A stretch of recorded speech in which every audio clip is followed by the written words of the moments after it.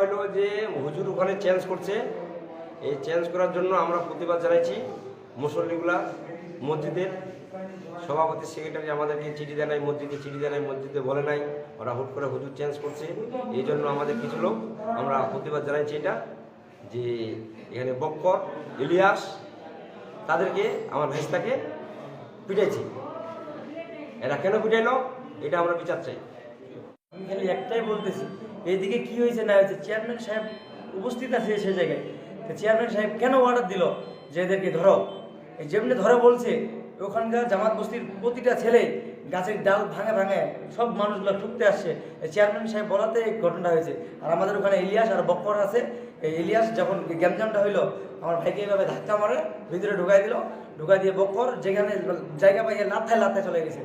সব ভিডিও করা আগে দিত ছেলেগুলো, এটা তো আমাদের মুখের কথা না, ভিডিও প্রমাণ দিবে, এগুলো নেট পর্যন্ত আমরা ছাড়িয়ে দিয়ে দিচ্ছে। তারপরে এই পাশে আমাদের ওই যে কি নাম যেন বলে না, এখানে বেশ কয়েকটা লোক আছে, ওরা সহ চিল্লা চিল্লা বলছে এদেরকে ধরো এদেরকে ধরো, অথচ আমাদের মসজিদে একসাথে নামাজ পড়ি আমরা। তাহলে মানুষটা জানোয়ার, চিন্তা করছে, মানুষটা একবারে মরার মতো লাশের মতো শোয়া রাখছে, আলেম সামনে নামাজ পড়ে দিয়েছে, আমার ভাইকে এই পাশে লাশের মতো শোয়া রাখছে, রাখার পর মানুষগুলো কিভাবে সিদ্ধায় দিল? ঈদের নামাজ যেটা হইলো, আমার তো মনে হয় না ঈদের নামাজ হইলো।